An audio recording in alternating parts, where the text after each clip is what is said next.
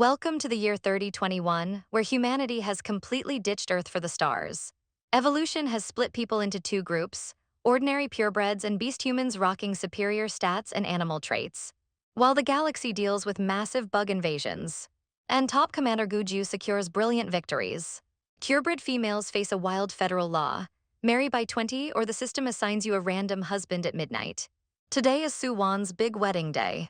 The Su and Huo families are throwing a massive party to celebrate the alliance.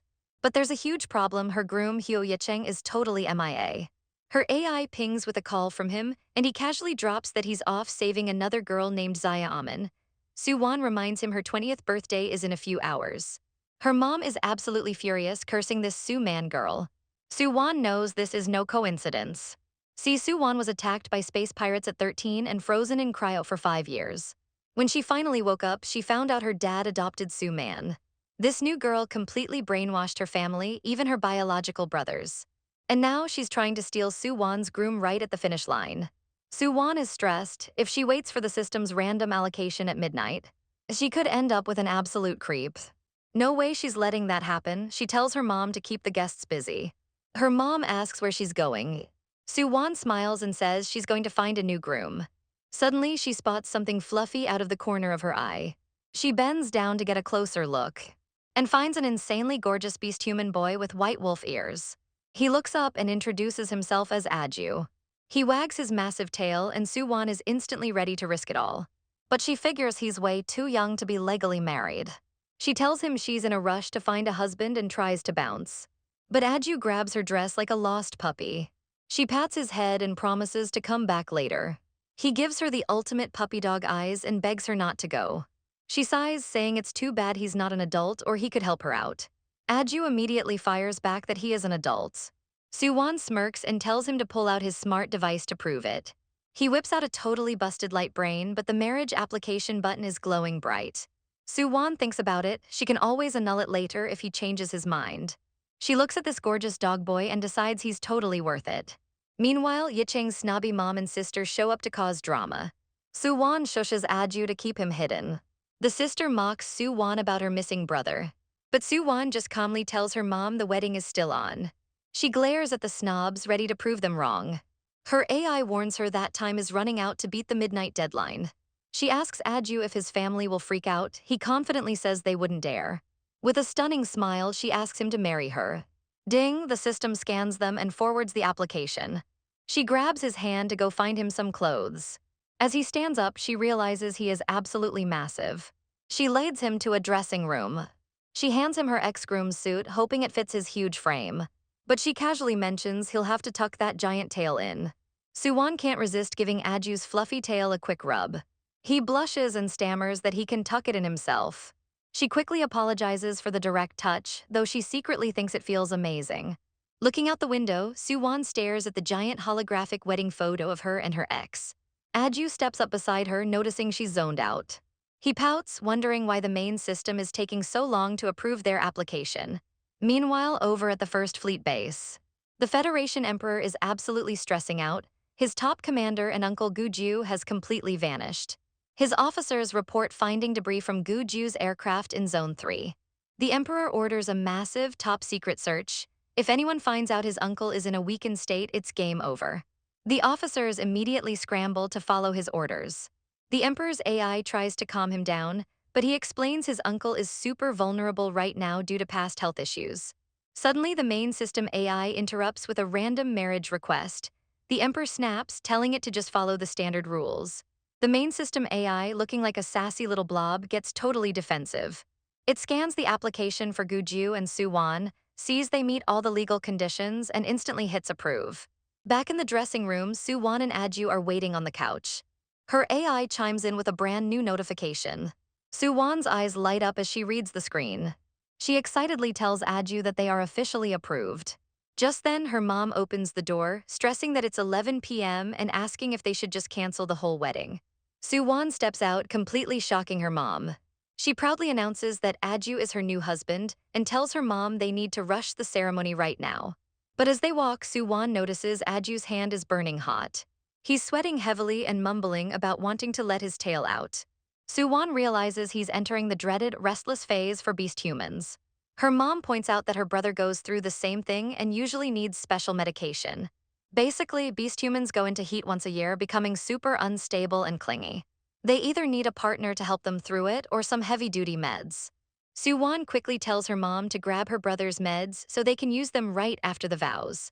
She gently touches Aju's face, promising to get him to bed as soon as this is over. Out in the banquet hall, the guests are getting super impatient. Rumors are flying that the groom totally bilayed and the Su family is humiliated. Some guys are even joking about getting randomly assigned to Suwon just to inherit her family's restaurant. Yichang's family is acting smug, fully believing Suwon will just divorce whoever she gets to come crawling back to their son. Suwon's dad and brother are sweating bullets, knowing all the district elders are watching this train wreck. But then the doors swing open and Suwon walks out looking stunning with Aju on her arm. The crowd goes absolutely wild. They can't believe how insanely handsome this random new guy is. Yichang's sister points at them, completely flabbergasted. His mom is furious, realizing Suwon actually had the guts to swap grooms at the last second. Aju is literally cooking alive, but he tells Suwon he can hold on. He gives her a weak smile, trying his best to keep it together.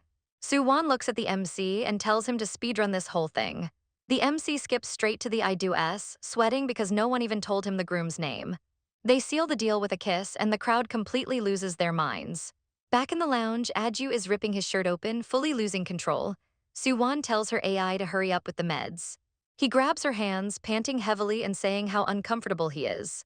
Suwon tries to calm him down, wondering what is taking her mom so long. Suddenly, Aju pulls her in tight, burying his face in her neck like a giant puppy. He begs her never to leave him. She tries to explain that he might change his mind once his restless phase ends. But he just goes in for a kiss on her neck. Her AI helpfully reminds her that she could be his special potion, and Suwon finally realizes what that means. Aju is sweating bullets, looking absolutely miserable from the heat of his restless phase. Suwon looks at him, thinking there's no way she can reject a guy this handsome, especially after he just saved her wedding. He looks at her with those puppy dog eyes, begging for help. She decides she can't wait any longer and starts untying her dress. They immediately go in for a passionate kiss. Things get spicy as they hit the sheets. Meanwhile, outside the lounge, Suwon's parents are having a massive argument. Her dad is furious, demanding to know why she switched grooms at the last second and who that random guy even is. Her mom defends her, saying she needs to check on Suwon first, but her dad insists on coming along to scold her. He complains that Suwon is causing chaos and embarrassing them in front of the Huo family. Her mom is holding the special potion, knowing Suwon is in no state to see anyone right now. She snaps at her husband, telling him he spoiled his adopted daughter and asking if he even cares how his real daughter feels. She completely goes off on him, asking if Su-man is seriously more important than Suwon. Smack, her dad actually slaps her across the face. He immediately looks shocked at what he just did. But her mom is done. She tells him to wait for the divorce papers and storms off. Suwon's brother walks up, asking what the yelling was about, and tells their dad the VIP guests are leaving. Outside, the emperor in disguise and his aide are heading out after watching the spectacle. Suwon's dad and grandpa rush over, apologizing profusely for the messy wedding. The emperor casually asks where the new groom went. As they walk away, the aide whispers that the groom looked suspiciously like His Majesty. Suddenly, the emperor's communicator beeps. A massive stealth ship rumbles overhead, announcing a new search mission for the missing commander in Sector 3. The next morning, Suwon wakes up starving. She checks the time and completely panics. Memories of last night's wild activities come flooding back, and she realizes she is officially a married woman. She quickly gets out of bed, trying to process everything. Her optical brain suddenly activates, spamming her with a million unread messages. She sees a message from Guzila calling her husband uncle. Her AI chimes in, revealing that Guzila is literally the emperor. Suwon's brain completely short-circuits. The AI cheerfully confirms that she just married Guju, the Federation's top commander and the emperor's uncle. She imagines the news headlines calling her a criminal for taking advantage of the vulnerable commander, realizing she could get 30 years in prison. Absolutely terrified, she grabs her clothes and makes a run for it. Later, at her family's estate, she's venting to her mom about the insane plot twist. She can't believe her sweet, fluffy dog boy is actually the cold, ruthless god of war. Her mom apologizes for not bringing the medicine, explaining she got distracted by the divorce drama. Suwon is shocked to hear her dad hit her mom over the Su-man situation. Her mom reveals that Su-man took a genetic test and isn't even a real Su, and Soo-won tells her to use a mech to slap her dad next time. They laugh it off, but then her mom asks about the mysterious groom. Soo-won drops the bomb that he's Commander Guju. Her mom is flabbergasted, asking how she managed to bag the biggest shot in the galaxy. Soo-won cries that it was a total accident. Her mom asks if he was mad when he woke up, but Soo-won admits she literally ran away. Her mom warns her that beast humans revert to a childlike state during their manic phase, making them super vulnerable. Soo-won paces around, wondering if he'll hold a grudge, and decides she needs to send an apology text. She's ready to offer him whatever he wants, even an immediate divorce. She drafts a bunch of messages, but keeps deleting them because they sound too direct or bring up his embarrassing manic phase. Suddenly, her brother walks in and says their grandpa wants to see her right now. Meanwhile, back at the hotel, Guju is dreaming of his new bride. He wakes up, his manic phase completely over, looking absolutely shredded. His AI informs him that his wife already left, but she's currently typing a message to him. The AI teases that she might be writing a long love essay, but the typing bubble suddenly disappears, leaving the terrifying commander blushing like a schoolboy. Suddenly, Guju's AI interrupts, saying the emperor urgently summoned him. He steps out of the room, fully dressed and looking sharp. He arrives at the massive Federation Empire Palace, where his nephew, the emperor, immediately asks if he's okay. The emperor demands to know what exactly happened to cause the crash. Guju explains that during their mission to eliminate the Zerg, their onboard doctor got infected, causing absolute chaos on the ship. The emperor sighs in relief that his uncle survived, then asks his AI to connect him to the main system. Guju casually asks the emperor if he approved his marriage application last night. The AI confirms it, but the emperor immediately panics, offering to annul the marriage and explain the mix-up to the lady. Guju simply says no need. The emperor smirks, realizing his cold-hearted uncle might actually be satisfied with his new wife. Guju ignores the teasing and heads out to deal with some space pirates in District 3. The emperor is thrilled. After years of being single, his uncle is finally settling down. He immediately orders his AI to pull up all the info on this mystery lady. The main system AI pops up, reminding the emperor that he can't use top-secret clearance just to spy on his new aunt. Meanwhile, back at the Soo estate, Soo-won's brother tells her their parents are officially getting a divorce because of her. She fires back that it's not her fault, blaming Yicheng and Soo-man for ruining the wedding in the first place. Just then, Soo-man walks in, crying and playing the victim, saying it's all her fault. The brother immediately rushes to comfort her, but Soo-man asks to speak to Soo-won alone. Once they're alone, Soo-man puts on a sad face, apologizing for how things turned out. She begs Soo-won not to be mad at Yicheng, acting like the perfect, innocent sister. Soo-won leans in close, sniffing the air. She smirks and says she smells a strong scent of green tea, a slang term for a fake, manipulative girl. Soo-man drops the act for a second, asking what she means. She quickly goes back to crying, saying she'd feel terribly guilty if Soo-won and Yicheng broke up because of her. Soo-won just smiles and thanks her for helping her find true love. She gushes about how fate brought her the most handsome, kind, and considerate man ever, who also happens to be way taller than Yicheng. She claims it was love at first sight and that she's never been happier. Soo-man is visibly annoyed, reminding Soo-won that she and Yicheng were childhood sweethearts. She tries to guilt-trip Soo-won, saying a cancelled wedding will ruin the business alliance between their families. Soo-won brilliantly flips the script, suggesting that since Soo-man is technically a Soo daughter, she should marry Yicheng to save the alliance. Soo-man nervously steps back, realizing she just got totally outplayed. She glares at Soo-won, furious that her plan to make Soo-won jealous completely backfired. Soo-won cheerfully tells her to go see Grandpa, while Soo-man makes up an excuse about her leg hurting and limps away. Soo-won watches her go, scoffing at her weak attempt at manipulation. She looks at her hands, grossed out by the thick layer of foundation Soo-man left on her from grabbing her. After washing up, Soo-won heads into her grandpa's massive study. He warmly invites her to sit down. He asks where her new husband is. Soo-won makes an excuse, deciding to keep Guju's identity a secret for now to avoid giving her grandpa a heart attack. She explains she grabbed a random guy to avoid the system's forced marriage, claiming she was scared of getting matched with a creep. Grandpa is suspicious, asking if she's hiding his identity because he's not presentable. Soo-won sweats, thinking about how her new husband could literally crush their entire family business with one word. Grandpa assures her that the Soo family can support whoever she married, but Soo-won knows even they can't afford the top interstellar commander. Grandpa changes the subject, announcing they are opening a massive new restaurant branch in District 1. He reveals that Soo-won's dad wants Soo-man to run it because she's reliable, while claiming Soo-won is too sickly. Suwon rolls her eyes, knowing that sounds exactly like her biased dad. Grandpa admits Su Man is capable, but firmly states the restaurant belongs to the true Su family. He pours her some tea, officially handing the responsibility of the new branch over to Suwon. Suwon smiles confidently, promising she won't let him down. Later in her room, she sighs in relief, grateful that her grandpa sees through the BS and supports her. She hugs a stuffed bear, realizing she's about to be super busy with the new branch and starting at Imperial University. She asks her AI about the old book her grandpa was reading. The AI explains it's a rare, incomplete recipe book from ancient Earth, incredibly valuable in an era where people only eat nutrient paste.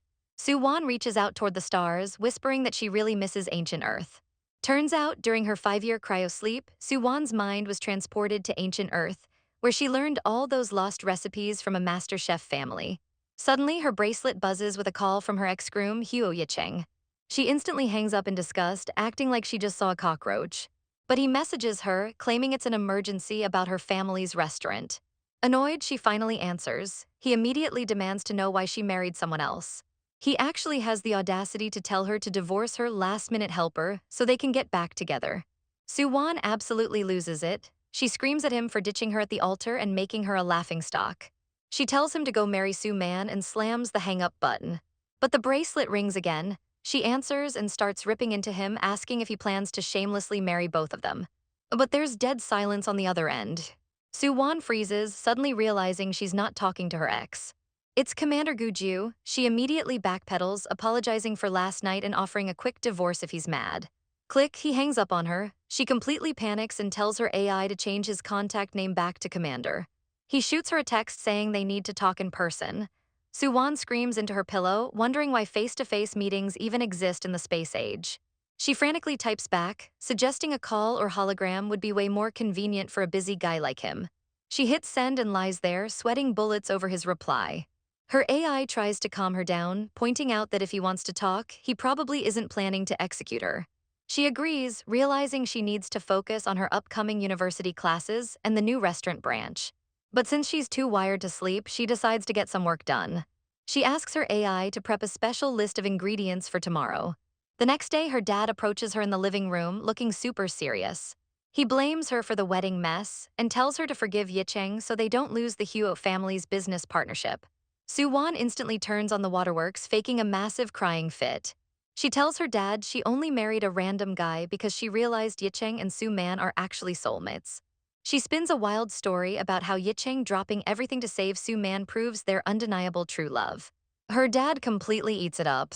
She plays the ultimate martyr, saying she's willing to step aside so her dearest sister can marry for love and save the family alliance.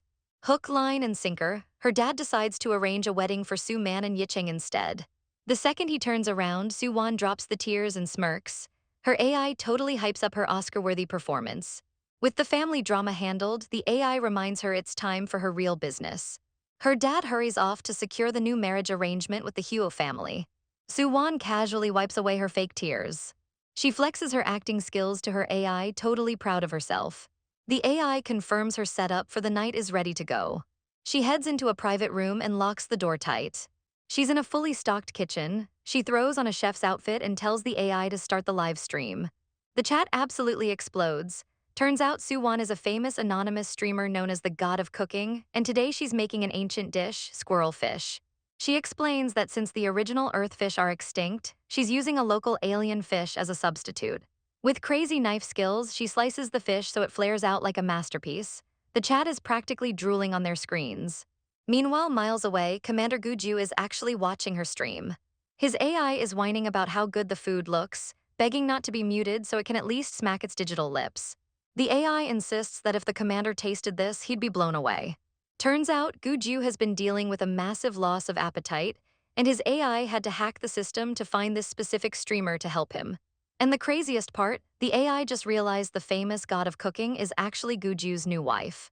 Guju stares at the screen, watching his wife cook. He orders his AI to cast the stream to the main display. Suwon pours a glistening sweet and sour sauce over the crispy fish, telling her chat she's making it for her family. Guju watches his chat go crazy with jealousy. He casually asks his AI what the most expensive donation gift is. The AI tells him it's a luxury digital spaceship worth a massive 1,000 star coins. On Suwon's end, she smiles and thanks her viewers as the standard gifts start rolling in. Suwon thanks Mr. Leng for the massive spaceship donation and offers to ship him the dish via Galactic Express. He immediately sends his address and Suwon wraps up her stream for the day. Her AI hypes her up, celebrating her spot as the top streamer on the network. Suwon smiles, glad she can provide virtual meals for people who can't afford real ingredients. The AI asks why she doesn't just show her face and reveal her identity to her family. Suwon smirks. She plans to use her god of cooking status as a secret weapon to absolutely wreck Su-man's chances of taking over the new restaurant branch. Since Mr. Leng tipped so much, she decides to cook up a massive feast just for him. The delivery speeds straight to the heavily guarded Guju mansion. Guju sits down at his desk as his AI presents the steaming, perfectly cooked meal. He takes one bite of the squirrel fish and is completely blown away. His AI suggests revealing his identity as her top donator to score some easy points. But Guju is still brooding over her offering him a divorce earlier. He realizes he's been giving her the silent treatment and decides it's time to actually communicate like a normal husband. The next day, Suwon's mom is happily gardening in the courtyard. She tells Suwon she's just relieved the commander isn't plotting to destroy their family over the wedding mix-up. Suwon checks the galactic trending page and her jaw drops. Guju just publicly announced his marriage and did a face reveal. The entire internet is completely thirsting over him. Her mom points out that there's zero info about the bride online, meaning Guju is strictly protecting Suwon's privacy. Suwon knows the wedding guests will figure it out eventually. She realizes she needs to figure out how to drop this massive bomb on her family. Suddenly, Su-man limps over, trying to play the sweet, innocent sister. Mom instantly shuts her down, telling her to drop the mom act and calling out her fake limp. Su-man immediately turns on the waterworks, playing the victim. Right on cue, Suwon's dad walks up and demands to know what's going on. Before Su-man can complain, Suwon grabs her in a tight hug, loudly claiming Su-man is just crying tears of joy over her beautiful romance with Yicheng. Her dad is completely confused by the sudden sisterly bonding. As they head to lunch, Suwon keeps her iron grip on Su-man. She whispers a subtle threat, telling Su-man to drop the act because her mom is never accepting her. Her dad praises Suwon for helping her limping sister, leaving Su-man totally speechless and outplayed. Suwon cheerfully drags her toward the dining room. She mentally pats herself on the back for completely shutting down the fake tears. At the lunch table, her dad scolds her idol brother Sunai for staring at a screen while eating. He tells him to quit the entertainment industry and focus on Imperial University like his sisters. Grandpa steps in, telling the dad to let the kids choose their own paths. Then the dad brings up the new District 1 restaurant branch. Grandpa says they shouldn't rush picking a manager since both girls lack experience. But the dad pushes for Su-man, claiming she has intern experience while Suwon is just too sickly. Suwon keeps a perfectly calm face. She hits him with the ultimate mature sister act, saying it's unfair to make Su-man do all the hard work. She suggests they co-manage the branch and let their actual performance decide the winner. Grandpa absolutely loves the idea and agrees immediately. Suddenly, Sunai freaks out over the news on his screen. He shoves the tablet in their faces, showing Guju's viral face reveal. He looks at Suwon and asks if her random groom is related to the commander. Suwon casually sips her tea and says they aren't related. She tells them to guess a little bolder. She drops the nuke, it's him. Su-man looks like she just got hit by a truck. Grandpa asks how this even happened. Suwon gives the PG version, claiming it was love at first sight, because she definitely can't admit she basically kidnapped a manic war god. Her dad panics, terrified that they offended the most powerful man in the galaxy by not greeting him. Grandpa calms him down, declaring that when they move to District 1 for university, the whole family is going to pay the commander a formal visit. Suwon's mom suggests that since the commander is super busy, they shouldn't just show up unannounced. She tells Suwon to reach out to him first. Grandpa agrees, sending Suwon to her room to make the call. Once she's gone, her mom prepares to lay into her dad and Su-man. In her room, Suwon's AI informs her that the commander still insists on talking face-to-face. Suddenly, she gets a video call from her ex, Huo Yicheng. He demands to know if she really married Commander Gu and what that means for their engagement. Suwon just hangs up on him. He immediately calls back, trying to use his family's food supply routes to threaten her family's restaurant. She hangs up again, completely unbothered. She tells her AI that the Huo family wouldn't dare cut them off right now, but they still need a backup plan. She remembers that a mysterious big shot from the palace once helped their family when their supply ship was hijacked. She asks her AI if they can contact him. She doesn't know his exact position or why he helped, but figures it's worth a shot. She plans to ask her grandpa for the contact info before she leaves for university. Opening day at Empire University is absolutely packed.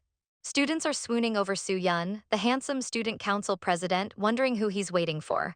His friend Moldo asks which of his sisters is prettier and if they're single. Soo-yun casually drops that one is already married. Moldo is shocked, unable to believe someone so young is already taken. Soo-won and Soo-man finally arrive. Soo-yun asks Soo-won why she's been ignoring his messages, and she admits she just blocked everyone because her phone was blowing up. Soo-yun asks Moldo to escort Soo-man to the Faculty of Arts. But Moldo immediately points at Soo-won, assuming she's the arts student. Soo-yun corrects him, saying Soo-won is actually in the medical school.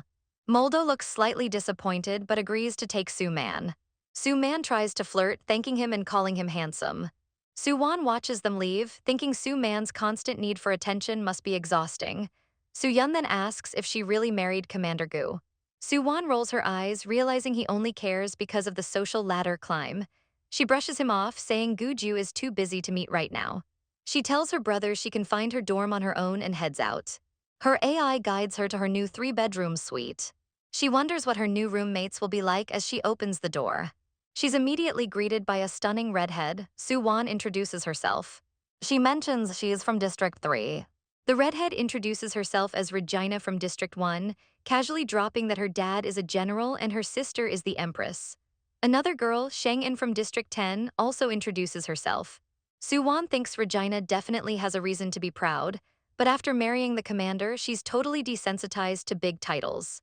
Regina is surprised Soo-won isn't intimidated by her background or disgusted by Shang and being from the slums. Soo-won smiles, saying that at Imperial University, everyone is equal and it's all about individual ability. She even praises Shang-en, knowing how insanely hard it is to get into the university from District 10. Shang-en looks like she's about to cry. She thanks Soo-won, saying she's the first person to ever say something so nice to her and hurries to tidy her room. Soo-won's AI asks if she's going to contact Commander Gu now that she's in District 1. She realizes she finally has some free time and decides to call the mysterious palace contact her grandpa gave her. Meanwhile, at the military base, Gu-ju's aide reports that the emperor wants to throw them a massive official wedding. The aide is still reeling from Gu-ju's face reveal, realizing he looks exactly like the emperor. Gu-ju tells him to hold off on the wedding talk and demands an update on the Zerg infection that crashed his ship. Suddenly, his AI interrupts, saying Soo-won is calling the backup number he left with her family years ago. Gu-ju immediately tells his aide to leave and answers the call, but strictly orders his AI to keep his camera off. Soo-won introduces herself, completely unaware she's talking to her own husband, and thanks him for helping her family in the past. Gu-ju uses a voice changer and a blank avatar, claiming he just really likes their restaurant's food. Soo-won invites him to their new District 1 branch. She wonders why his voice sounds slightly familiar and asks what she should call him. He tells her to just call him Mr. G. She hesitates, then asks if he happens to know Commander Gu-ju. Gu-ju flat out lies and says no. Soo-won is immediately suspicious. How could a palace staff member not know the top commander? Gu-ju quickly covers, saying he's just not familiar with him and asks if she's in trouble. Soo-won relaxes, glad he's just an ordinary guy, and asks if he can help secure their ingredient supply again. He instantly agrees. Soo-won is thrilled and asks if he has time to hear the details. But Gu-ju's AI accidentally interrupts, reminding him about a meeting. Soo-won quickly apologizes for taking up his time and hangs up. Gu-ju's AI calls him out for lying to his own wife. Gu-ju admits that if she knew who he was, she'd be too terrified to talk to him. He sits back in his chair, his secret safe for now, and tells his AI to connect him to his meeting. Gu-ju's AI whines about Soo-won ignoring his messages, but happily chatting with a stranger for half an hour. Meanwhile, at the Imperial University lecture hall, Soo-won and Shang-en are waiting for the opening ceremony to start. Shang-en mentions that their roommate Regina left super early that morning. Suddenly, Hyo Yicheng walks down the aisle, trying to act smooth as he approaches Soo-won. He asks why she wasn't at the opening ceremony yesterday. Before Soo-won can even answer, Regina marches up and tells him he's in her seat. He tries to act tough, asking who she is and pointing out she's been lurking around. Regina just glares at him and asks if he's a girl since he's standing in the girls' section. Totally embarrassed, he slinks away. Soo-won mentally applauds Regina's savage comeback. Soo-won thanks Regina for stepping in. Up on stage, some Soo are whispering about how pretty the new medical students are. They recognize Soo-won and Regina but mock Shang-en for being from the slums. Soo-won holds Shang-en's hand to comfort her, then casually asks Regina if she minds them setting up a kitchen in the dorm. Regina complains about the cafeteria food and is shocked to hear Soo-won can actually cook. She agrees to the kitchen but warns that if the food is bad, she'll have it dismantled immediately. Soo-won just smiles, confident in her god of cooking skills. Suddenly, the announcer calls the first commander to the stage. Soo-won and Shengen look up, expecting an old military guy. But out walks Gu-ju in full uniform looking absolutely breathtaking. The entire hall completely loses their minds. Soo-won freezes, her face turning bright red. She can't believe her random husband is standing right there. Shengen asks if she's okay, but Soo-won is internally screaming, realizing she's in massive trouble. She tries to calm herself down, figuring there's no way he'll spot her in this massive crowd. She tells herself he definitely won't see her. But Gu-ju looks directly at her, their eyes completely locking. Soo-won's soul practically leaves her body. Her bracelet dings with a message from him. Let's meet after the ceremony. She realizes she can't run forever and hopes her apology will keep her out of prison for marriage fraud. The ceremony finally ends. Soo-won nervously walks up to Commander Gu's massive, exclusive aircraft. She steps inside and finds him asleep in his chair, his fluffy wolf ears out. She thinks he looks just as obedient as the Aju she met at the wedding. She stares at him, realizing he looks completely different from the cold, intimidating commander everyone else sees. She remembers how soft his ears felt and gets the overwhelming urge to pet him again. She slowly reaches out, figuring a quick touch while he's asleep won't hurt. But his eyes snap open right before she touches him. She jumps back, completely busted. He looks at her calmly and asks if she's scared of him. She quickly stammers that she's not scared, just highly respectful. He leans in, asking if she respected him during his manic phase too. She plays dumb, asking what happened that night and pretending she doesn't remember. He reminds her that she was the one who brought up marriage. Soo-won nervously asks if he called her here to talk about a divorce. Gu-ju looks genuinely confused. He flatly tells her there will be no divorce. Soo-won is stunned, realizing their crazy accidental marriage is actually staying intact. His AI interrupts, reminding him it's time for his meeting with the emperor. Soo-won quickly excuses herself so he can leave. But Gu-ju tells her she's coming too. He explains the emperor hasn't met her yet and wants to give her a traditional red envelope. Soo-won is completely thrown off. They arrive at the palace reception room. Soo-won sits stiffly next to him, feeling like she's about to meet the ultimate in-laws. She whispers, asking what she should say if the emperor asks about their marriage. Gu-ju simply says, "Tell the truth." He tells her to just say the part about falling in love at first sight, completely skipping the part where she grabbed him to avoid the system. Suddenly, the emperor walks in with Empress Romania, asking what they're whispering about. The emperor casually asks if she just came from the university, then tells her to call the empress auntie. Soo-won is internally screaming. The empress is basically her age and calling her auntie feels ridiculous. Gu-ju just smirks. The empress kindly takes Soo-won's hands, asking about her major and mentioning her sister Regina is also a freshman studying medicine. Soo-won smiles, realizing the empress is Regina's sister, and happily shares that they are actually roommates. Gu-ju looks at the emperor, asking if he forgot something. The emperor plays dumb. The emperor's aide suddenly walks in carrying a glowing box, presenting it to Soo-won as a gift. Gu-ju nods, telling her it's okay to take it. Soo-won accepts the box, thinking it's weird that she needs her husband's permission just to accept a gift. The emperor urges her to open it, clearly excited. She opens the box to find a controller for a private starship, complete with the royal emblem. Gu-ju explains that the emperor and his wife have been traveling the universe for years, implying this is a top-tier gift. But he quickly adds that he'll be too busy to travel anytime soon. Soo-won awkwardly laughs, thinking she never agreed to travel the universe with him anyway. Suddenly, Gu-ju wraps his massive fluffy tail around her, pulling her close. His eyes go soft and he mumbles that he's entering his manic-depressive phase. Soo-won is shocked. She thought beast humans only had this phase once a year. She quickly asks his AI if it brought the special medicine. Gu-ju stumbles, leaning all his weight on her. Soo-won yells at his AI, asking why it's playing dead. The AI finally chimes in, explaining that the commander is different from normal beast humans. He actually goes into this phase once a month. The AI adds that ever since Soo-won became his exclusive elixir, normal medicine is completely useless on him. Soo-won realizes he's refusing the divorce because he literally needs her to survive. She sighs and tells the AI to take them back to his residence. She realizes she can't go back to the dorm tonight and sends a quick message to her roommates. As she supports the massive war god, she thinks about how lonely his life must be. They arrive at his mansion and she helps him onto the couch. Before she can even pull away, he grabs her and pulls her into a deep kiss. He looks up at her with flushed cheeks and puppy dog eyes, begging her not to go. She gently holds his face, promising she isn't leaving, but tells him to stop crying before people think she's bullying him. He immediately demands another kiss. Suwon is completely flustered, unable to believe the cold commander acts like this during his manic episodes. Things heat up quickly and Suwon can barely catch her breaths. She pulls back, her clothes slightly disheveled, but Guju mumbles that it's not enough. He buries his face in her neck and Suwon blushes furiously, begging him to stop. The scene cuts to the outside of the mansion as things get spicy. The next morning at the university, Suman is wondering why Suwon hasn't shown up for class yet. Suwon is currently sprinting across campus, totally out of breath. She barely makes it in time, thanking Guju's AI for giving her a ride. The AI cheerfully promises to pick her up after class.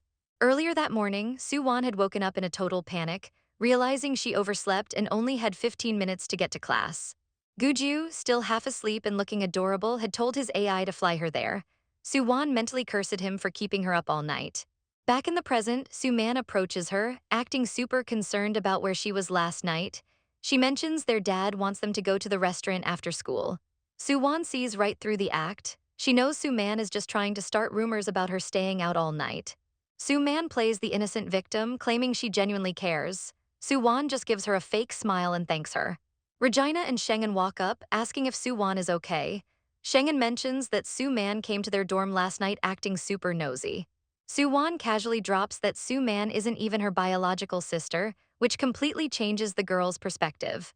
Regina leans in and asks if it's true that Suwon is Commander Gu's wife, since Suman was blabbing about it. Suwon realizes the secret is out and decides to just own it.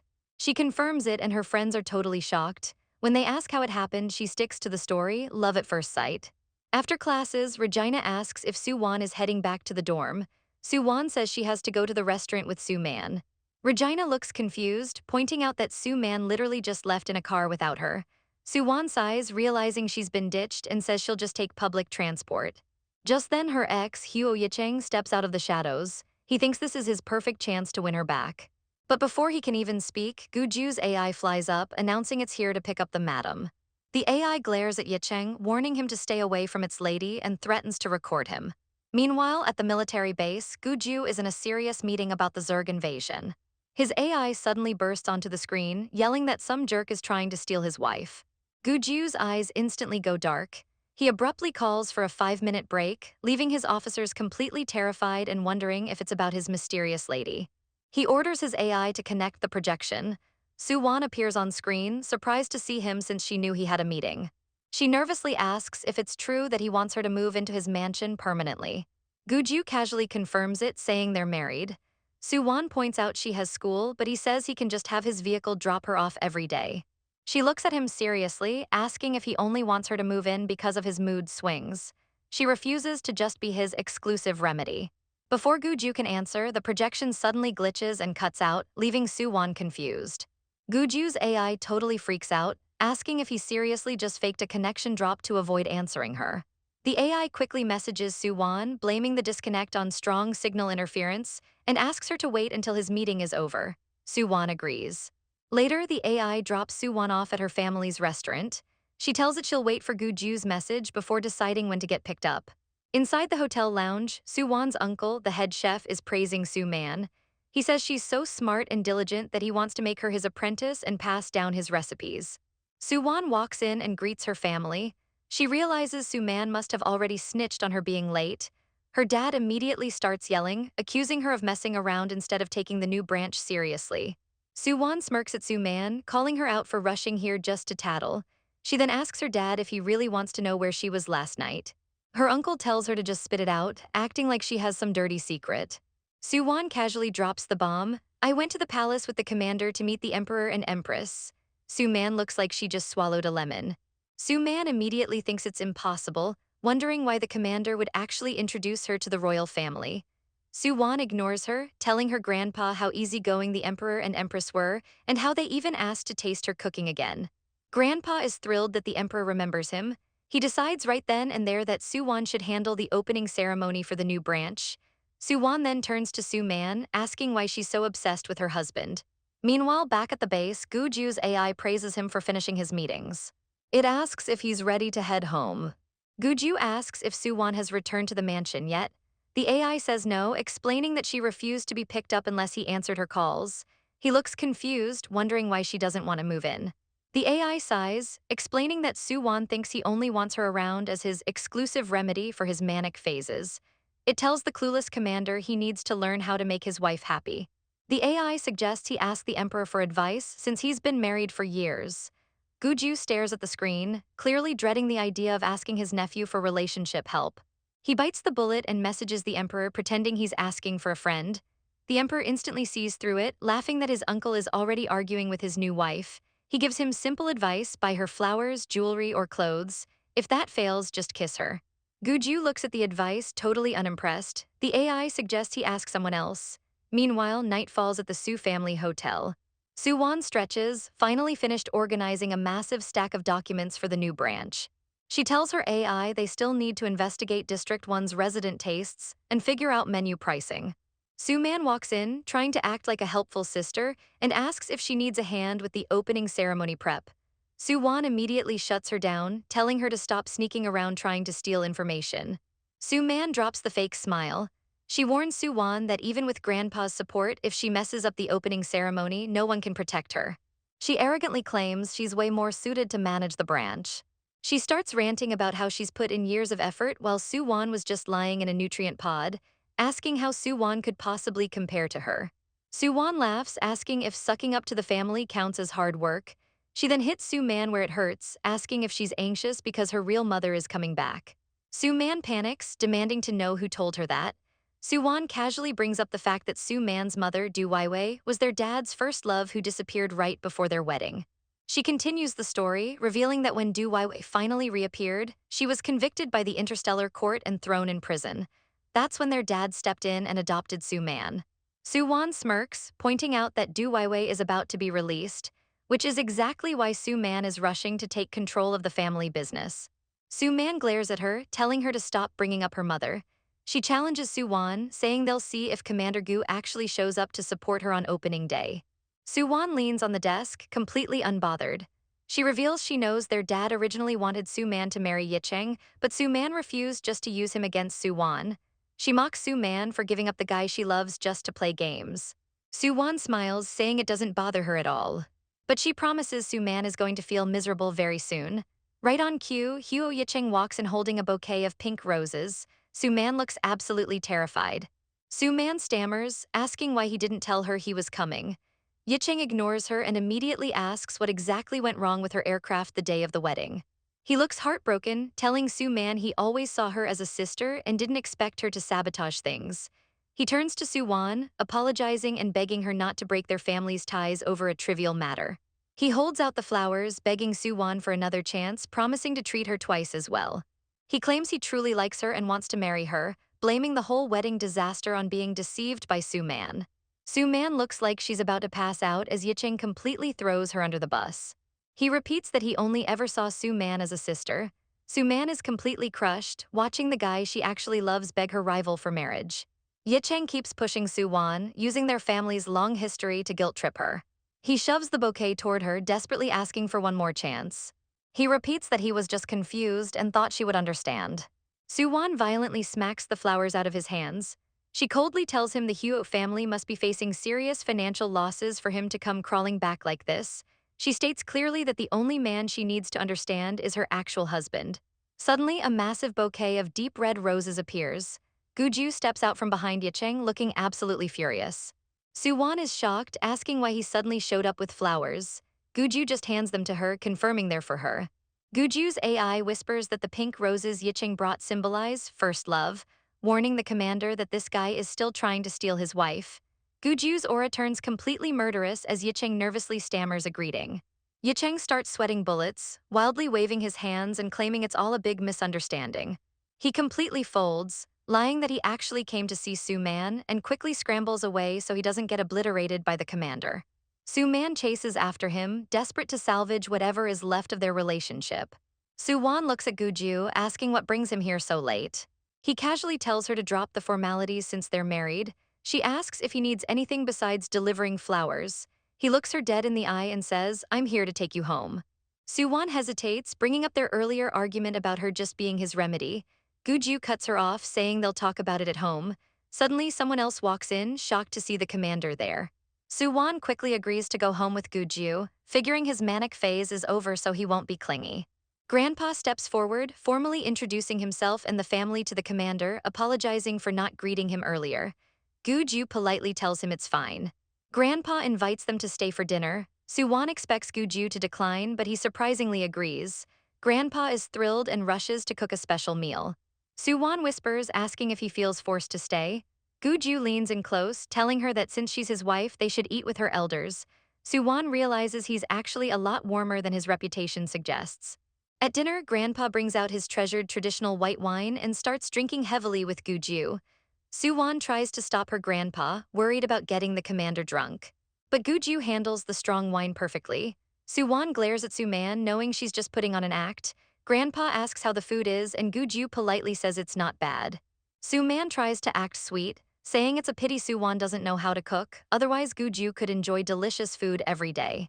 Her dad immediately scolds her for bringing that up. But Guju casually drops a bomb, stating that Suwon's cooking is actually amazing and that she's cooked for him before. Suman looks like she just got slapped. Grandpa is totally confused, and Suwon is sweating bullets, wondering when she ever cooked for him. She quickly shoves food into Guju's mouth to shut him up, internally screaming at how easily he lies. Suman glares at them, furious that even the commander is covering for Suwon. Later that night, back at Guju's mansion, his AI tells Suwon she needs to help him to the bedroom to rest. The AI points out it's the same room she rested in last time. Guju leans heavily on her, coughing slightly, and Suwon awkwardly agrees. The AI winks, wishing her good luck before leaving them alone. The atmosphere in the bedroom is super tense. Suwon tries to escape, offering to make him some sobering soup. But Guju grabs her hand, pulling her close. He looks at her with flushed cheeks and asks why she doesn't call him Aju anymore. Suwon is shocked, asking if he actually remembers what happened during his manic phase. He admits he remembers some of it. She compromises, agreeing to call him Aju in private, then rushes off to make the soup. But before she can leave, he grabs her again, asking if she hates him. Suddenly, his fluffy wolf ears and massive tail pop out. Suwon is completely thrown off, thinking those only appeared during his manic phase. She quickly assures him she doesn't hate him, pointing out she wouldn't have impulsively married him if she did. She realizes he's acting like this because he still doesn't want a divorce, even though he can't use his exclusive medication anymore. She tells him she's taking responsibility for that. Guju asks why she's taking responsibility. She explains that since she chose him that night, she's the reason his medication doesn't work. He finally relaxes, telling her he has to leave for another planet in the morning and that she should rest in the guest room. Suwon heads to her room, wondering why it feels like he's avoiding the real issue. She figures if he doesn't want a divorce, they'll just stay married. She admits he's actually a pretty good husband. He brings her flowers, plays along with her family, and doesn't force her to sleep in the same bed. Meanwhile, Guju's AI is yelling at him for sending his wife to the guest room, insisting couples should sleep together. Guju quietly admits that he thinks she's afraid of him. Suddenly, a house robot rolls in with the sobering soup Suwon made. The AI excitedly points out that she still cares about him, even asking where the kitchen was just to make this for him. Guju's tail gives a happy little wag. Suwon messages him goodnight, and he quickly replies, wishing her sweet dreams. A few days later, back at the Su family restaurant, Suwon is busy directing the staff and setting up holographic equipment for the grand opening. Grandpa asks why Commander Gu isn't on the guest list. Suwon explains he's off-planet on a mission. Grandpa suggests inviting her two brothers instead, but Suwon says they both made excuses to not show up once they heard Guju wasn't coming. Grandpa is annoyed, knowing they just want to upset Suwon and support Suman. But Suwon smiles, assuring him she has a secret plan to make the opening ceremony a massive success anyway. Later, at the Imperial University dorm, Suwon invites Regina and Sheng-en to try her cooking in their new mini-kitchen. The girls are absolutely blown away by the spread. Sheng-en mentions that in District 10, this much real food would cost a lifetime of nutrient solutions. Suwon humbly calls them simple home-cooked meals. While they eat, Suwon invites them to the restaurant's opening ceremony. Regina happily agrees to ask her sister, the Empress, to join them. Meanwhile, on a distant planet, Guju successfully completes his deployment mission. The Emperor contacts him, mentioning that his wife, Gina, is going to Suwon's restaurant opening. He asks if Guju wants to join the fun, but Guju declines, saying it's not convenient for him to show up. The Emperor is confused but ends the call. Guju's AI immediately starts lecturing him, telling him he needs to take the initiative or he'll end up single. The AI suggests that since he can't be there in person, he should at least send a direct holographic message to support her. Guju agrees and orders his vice officer to come in. Back at the dorm, Suwon lets out a massive sneeze. Regina jokes that her commander husband must be thinking about her, but Suwon laughs it off, saying he's too busy. Regina confirms her sister will attend the opening but wants to keep it low-key. Shangin immediately panics, saying she can't possibly attend an event with the Empress. Suwon gently encourages her, telling her she's exceptional and just needs a little more confidence. Shangin finally agrees to go. The night before the opening ceremony, Suwon is back at the Su family estate. Her mom asks if everything is ready. Suwon confirms it is, but her mom is still annoyed that her two sons refuse to show up and support her. Her mom angrily wonders if they're even her biological children. Suwon just laughs, saying her older brother never cared about the restaurant, and her second brother is just a total idiot being manipulated by Su-man. Suwon figures Su-man is just terrified that Grandpa will hand over the new branch to her before her criminal mother gets out of prison. Her mom points out that Du Weiwei was sentenced to 30 years. Suwon suspects Su-man's recent anxiety means she's plotting to steal the restaurant and their dad. Her mom sighs, knowing her husband never got over his first love and spoils Su-man because of it. Suwon promises that if her mom can't bear to leave him, she'll handle Su-man and her mother herself.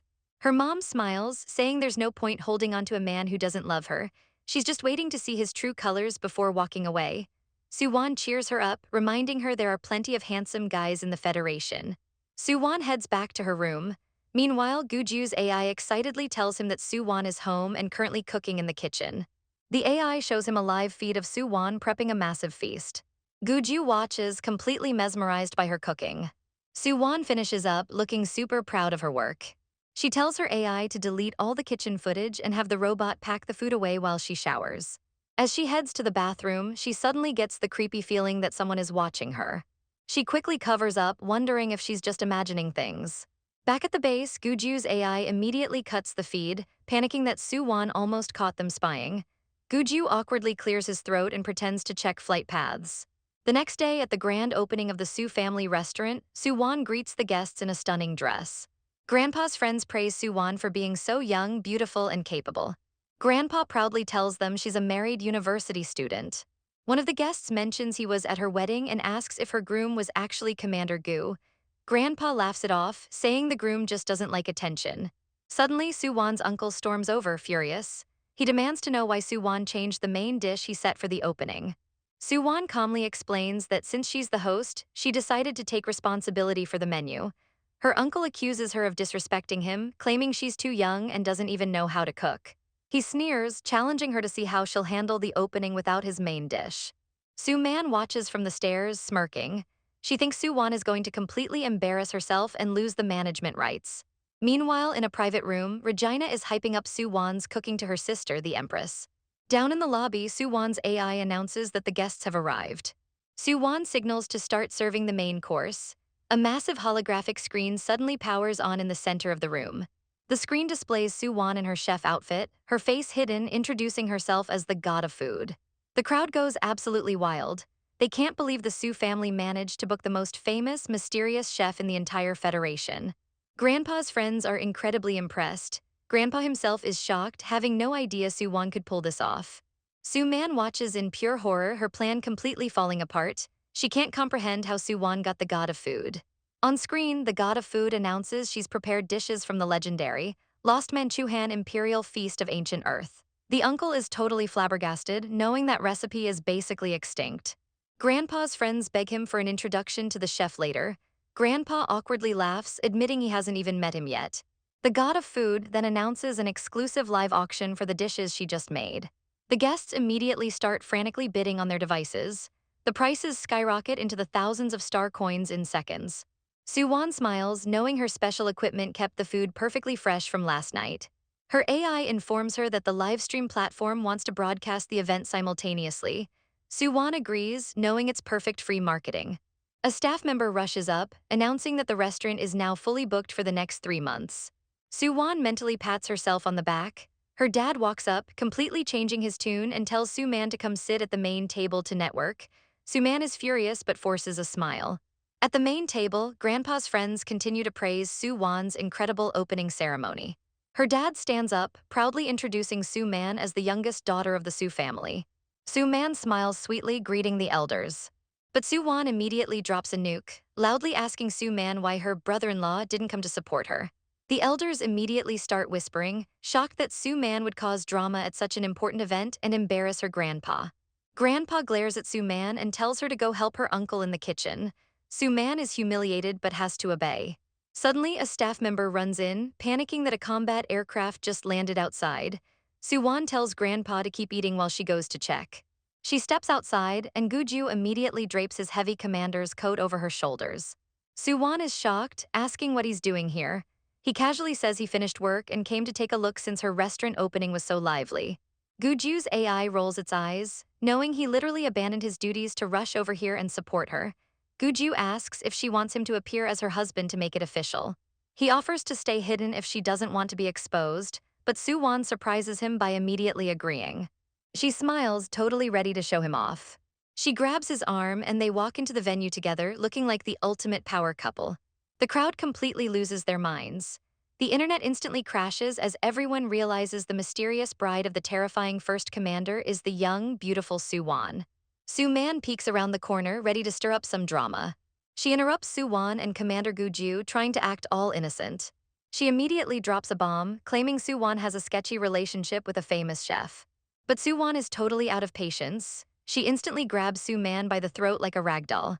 Su Man panics, realizing Su Wan is actually strong enough to choke her out. Su Wan drops her and issues a cold warning, stay away from the family restaurant. Su Man cries to the commander, hoping he'll defend her. But Guju is completely unfazed and tells Su Wan he trusts her. Su Wan smiles, promising to have the chef cook for him sometime. Guju just nods, totally whipped. Later, they meet up with the family elders for the restaurant's opening dinner. Just as they start chatting, Guju's AI interrupts with an urgent mission alert. He tells the elders not to bother seeing him out. Before dipping, he goes into his Chibai Fox form and tells Su Wan to come home early. With the dinner wrapped up, Grandpa Su praises Su Wan for a flawless opening ceremony. He officially declares her the next heir to the Su family business, making her uncle instantly protest. Grandpa quickly shuts him down, pointing out how successful the event was. Stepping up as the new boss, Su Wan makes her very first executive decision. She completely bans Su Man from stepping foot in any branch of their restaurant. Her uncle starts screaming, but her aunt fires back, saying Su Man absolutely deserves it.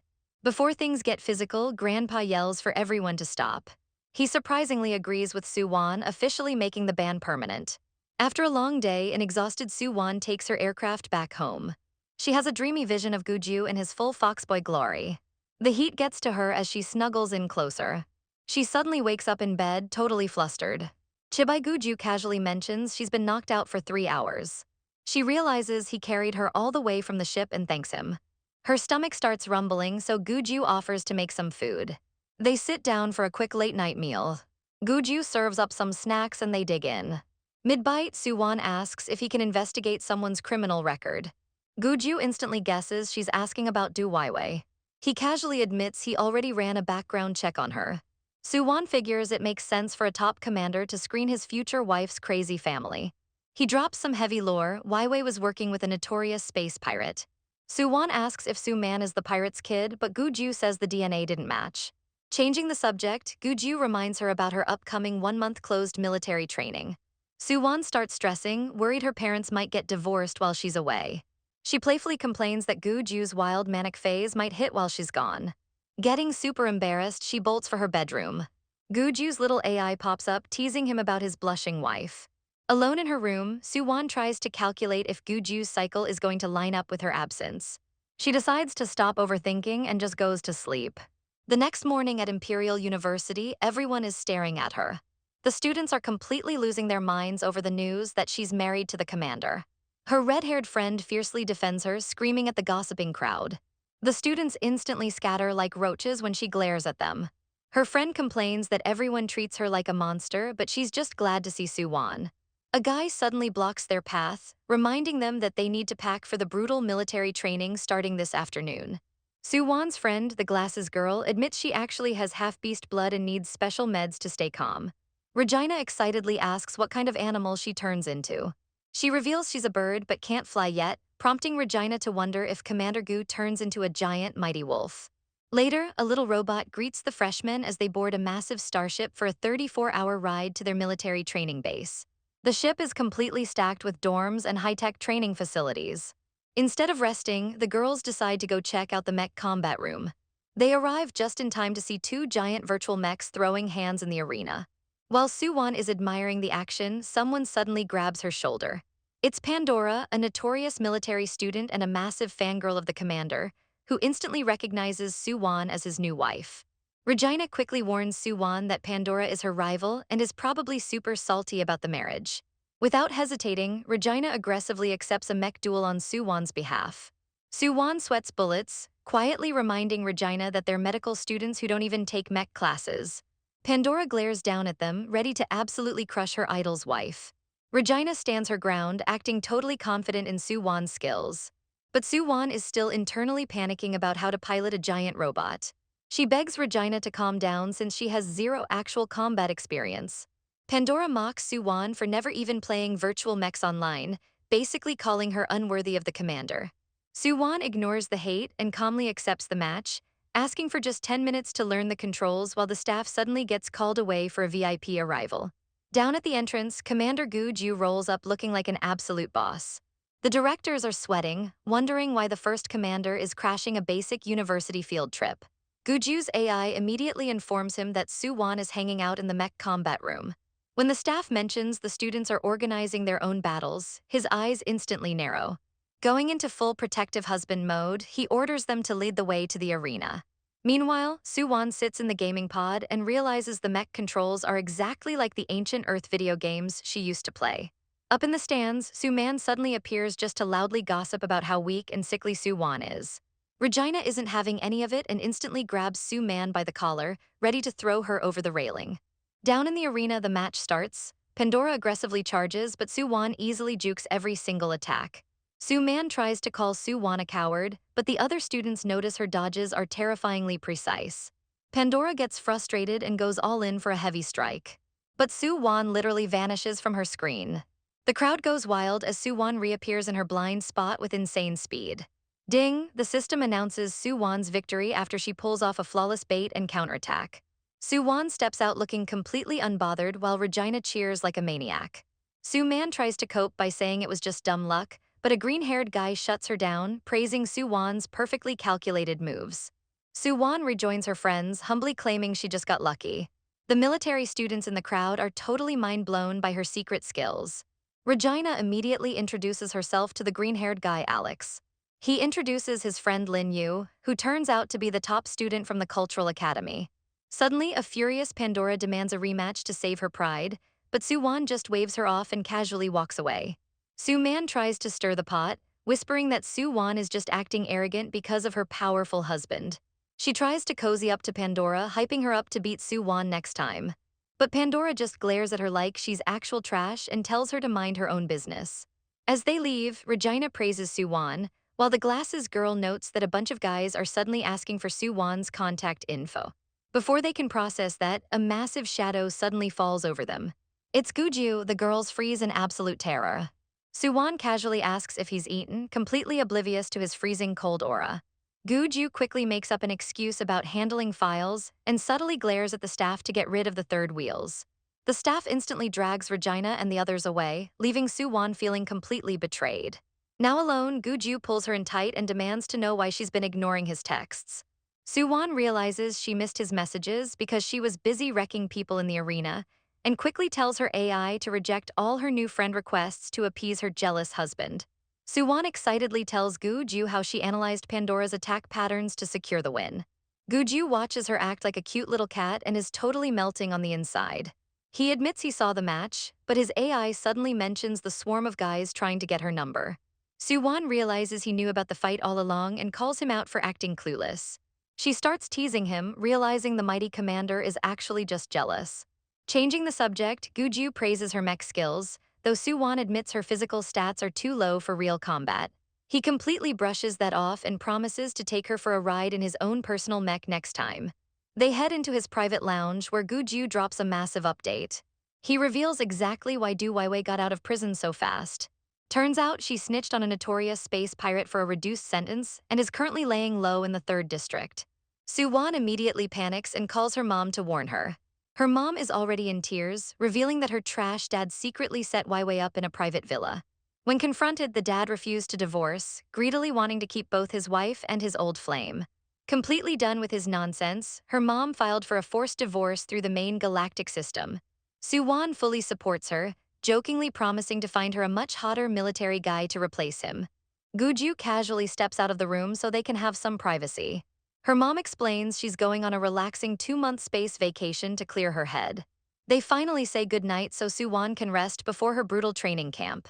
Soo-won hangs up, secretly hoping Guju didn't hear her joke about setting her mom up with his soldiers. Feeling exhausted, she stretches and decides to say goodbye to Guju. But his AI pet pops up, loudly announcing that the master is currently in the shower.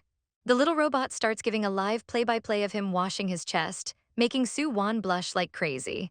She plops onto the sofa to wait, struggling to keep her eyes open. She slowly drifts off, dreaming about wrestling a giant, fluffy dog. But she actually wakes up snuggled tightly against Guju in his fox form. Still half asleep, Guju commands his AI to connect to the Federation's main system. He reviews Soo-won's mom's divorce application and instantly uses his absolute authority to approve it. Total boss move. The AI is completely stunned, noting this is the first time the commander has ever abused his power for family drama. Meanwhile, Soo-won's dad is busy playing house and cooking for Waiwei. Suddenly, he gets the official divorce notification and totally panics, sprinting out the door. Waiwei watches him leave, wondering if her helpless act is starting to wear off. The dad bursts into his actual home, completely furious that he got legally dumped. He tries to call his wife, only to realize he's been blocked across the entire galaxy. He stares at a family photo, pathetically trying to justify his greed for 2 women. His son calls him in a panic, asking how a forced divorce got approved so impossibly fast. The son connects the dots, realizing Commander Gu must have pulled some major strings for Soo-won. Desperate, the dad runs to Grandpa Soo, begging to know where his wife went. But Grandpa is completely out of patience and permanently bans Waiwei from the family. He tells his son to stop ruining his chess game and brutally kicks him out. Grandpa. The dad gets physically shoved out the door by a tiny cleaning robot. The next morning, Soo-won wakes up wrapped in Guju's arms. Her AI informs her the ship is landing soon, making her freak out since she never went back to her dorm. She tries to quietly crawl out of bed without waking him. But Guju is wide awake, smirking as he asks if she's trying to run away like she did on their wedding night. She nervously stammers, but he effortlessly yanks her back onto the mattress. He locks her in a tight cuddle, telling her to sleep just a bit longer. Soo-won internally screams as she's practically getting strangled by his affection. She eventually escapes and does a walk of shame back to her quarters. Her friends are already awake and waiting for her in the halls. They completely tease her for spending the night with the commander, but Soo-won is saved by a sudden call from her brother. Soo-won's brother, a famous celebrity, calls her out of nowhere, begging her to convince their mom to stop the divorce. Soo-won ain't having it. She flat out asks if mom should just forgive their dad for cheating. He defends the dad, claiming he only bought Du Waiwei a private villa out of pity. Soo-won totally roasts him, telling him to get his brain checked.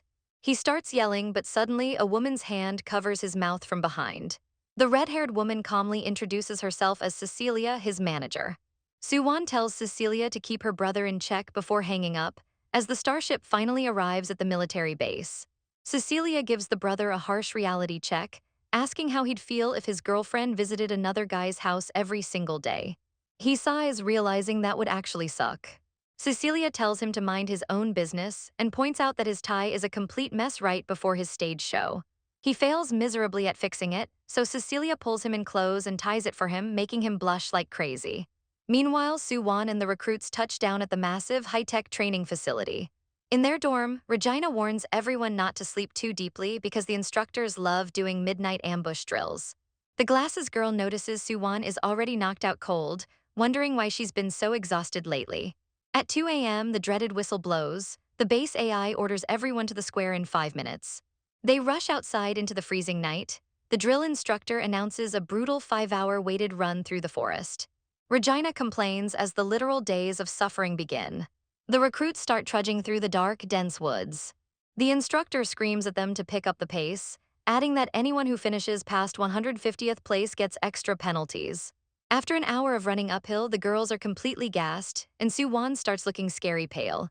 She leans against a tree, gasping for air, but stubbornly claims she's fine. Internally, she's panicking. Her health is dropping, she's super drowsy, and she suddenly realizes her period is late. Is she pregnant? She tells her friends to go on without her so their grades don't tank. But Regina refuses to leave her, and the glasses girl loyally agrees to stay back too. Out of nowhere, Su-man jogs up looking completely fine just to mock them. She acts fake sweet, telling Su-won not to drag her friends down with her weak body. The glasses girl snaps back, saying they'd never abandon a friend and calls Su-man an ungrateful nerd. Su-man gets pissed and runs ahead. Regina tells Su-won to follow her breathing rhythm so they can catch up. As they run, Su-won suddenly feels a warm surge of energy in her stomach, totally wiping out her fatigue. Her friends try to carry her gear, but Su-won is suddenly running like a machine, leaving them completely shook. At the finish line, the instructor counts down the final safe placements, 146th place. Su-man is gasping near the finish line, smugly thinking she secured exactly 150th place and Su-won is doomed. But suddenly Su-won and her crew absolutely blow past her, snagging 148th to 150th place. Su-man gets slapped with 300 extra push-ups. Su-man screams that they did it on purpose. Regina fake apologizes, totally rubbing salt in the wound. They ignore her completely and head off to grab breakfast. Su-man glares daggers at their backs, plotting her revenge. The instructors review the times, genuinely impressed that the commander's frail wife actually passed. Regina asks how Su-won got that sudden speed boost. Su-won plays it off but secretly plans to hit the med bay to verify her pregnancy theory. Guju texts her for breakfast, but his AI interrupts with an urgent mission to investigate a suspected Zerg queen. Su-won replies she's too busy. Guju just assumes she's resting after the crazy night run. But his AI spots her location pinging in the medical room and asks if she's hurt. Guju instantly freezes. He immediately ditches his mission prep and sprints toward the med bay. Inside, Su-won anxiously waits for her diagnostic results. Guju bursts through the door, visibly stressed, asking if she got injured during training. She explains she just felt unwell. He tries to check the monitor, but she blocks it, nervously saying the machine might be broken. Guju goes into full softboy mode, promising to cure whatever terminal illness she thinks she has. Su-won blushes furiously, realizing he completely misunderstood. That's not the problem. Looking away nervously, she quietly asks if he likes children. Guju's eyes go wide as it finally clicks. He gently asks if she's actually pregnant and she nods. Su-won is totally baffled since they only did it twice, but Guju just smirks, pulling the ultimate flex by saying he's just the best beast human. Su-won is still in denial, but Guju pulls her close, gently asking if she wants to keep the baby. Su-won is totally overwhelmed, admitting the pregnancy is way too sudden. Guju goes into full protective husband mode, gently patting her head and suggesting they pause training to see a doctor. She agrees and they head back to his private lounge.